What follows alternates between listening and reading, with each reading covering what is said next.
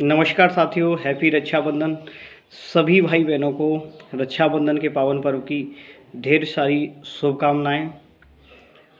अपनी बहनों की हमेशा रक्षा करो, बहनों को पढ़ाओ लिखाओ, उनकी खुशियों के लिए काम करो, है ना। जिनमें आपकी बहनों की खुशियां छुपी हों वो काम करो, और परमपिता परमात्मा इन भाइयों को भी इतना सक्षम बनाए कि इनकी हर मोड़ पे सहायता कर पाए।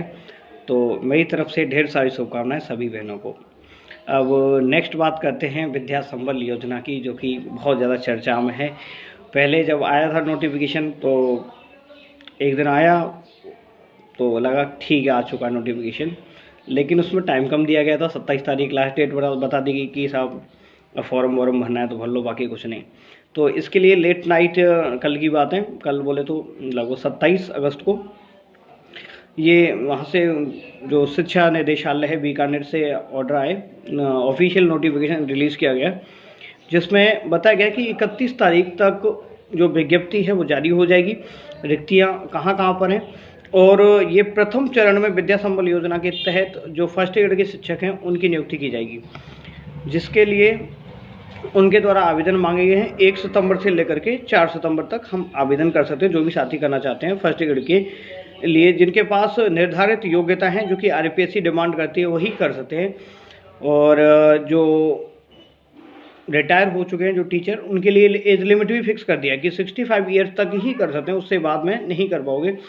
तो ये भी इसमें प्रावधान रखा गया है, और ये भी है इसमें कि कब तक जॉब रहेगी आपकी, ये पूर्णतः अस्थायी है। ये भी बता दिया गया है कि आप बाद में कोर्ट के चक्कर लगाओ या किसी के दिमाग में ये वहम हो कि बाद में परमानेंट हो जाएंगे, ऐसा कुछ है नहीं, है ना। जब तक किसी भर्ती प्रक्रिया के द्वारा नियमित नियुक्ति या परमानेंट जो नियुक्ति नहीं मिल जाती, जब तक ये चीज़ें आपकी सेवाएं रहने वाली हैं। पेमेंट का आप सभी को पता है 400 रुपये पर घंटे के हिसाब से इसमें रहने वाला है। मैक्सिमम आप 30,000 रुपये तक इसमें अर्न कर सकते हैं, और ये अच्छा भी है मुझे लगता है कहीं ना कहीं ना। जैसे अभी बैठे हो आप, है ना, मैं भी कुछ प्राइवेट सेक्टर स्कूलों में पढ़ाता हूँ, मैं 11वीं 12वीं को ही कराता हूँ, तो उससे एनसीईआरटी हमारी अच्छी हो जाती है। सबसे बड़ी चीज़ तो यह है, आप पढ़ाओगे तो निश्चित रूप से आपको एक्सपीरियंस होगा। अगर आपकी जॉब लगी भी जाती है परमानेंट रूप से, तो फिर वहाँ पढ़ाने में भी आसानी होगी आपको, है ना। बच्चों के साथ इंटरेक्शन करने में, बात करने में, समझाने में भी थोड़ा आसानी होगी, तो आप निश्चित रूप से इसे ज्वाइन करेंगे। और इससे सबसे बड़ी चीज़ तो ये कि ज़्यादातर जो टीचर भर्ती की तैयारी कर रहे हैं उनकी सबकी लगभग एज अप्रॉक्सीमेट 30 के समथिंग 30 के समथिंग हो चुकी है, 30 की समथिंग हो चुकी है। तो फाइनेंशियली भी थोड़ा घर फैमिली की तरफ से प्रेशर वगैरह ये चीज़ें बढ़ना शुरू हो जाता है, आप भी जानते हैं। तो आप करिएगा निश्चित रूप से। मैं तो मानता हूँ कि 25 से प्लस जो भी साथी ना, उन सबको एटलीस्ट अपना खर्चा तो एटलीस्ट खुद के दम पे उठाना चाहिए, ना कि माता पिता पर अभी भी बोझ बनना चाहिए। तो इसकी जो और थोड़ा आवेदन की प्रक्रिया 1 सितंबर से लेना, 1 सितंबर से लेकर के 7 सितंबर तक चलने वाली है, और लगभग 15 तारीख को इसकी जो फाइनल सूची है वो आ जाएगी, आपको देखने को मिल जाएगी, जिनका भी चयन हुआ है। एक पोस्ट के लिए 3 अभ्यर्थियों का चयन किया जाएगा, जिनमें से जो ज्वाइन करेगा उस आधार पे उसको नौकरी दे दी जाएगी।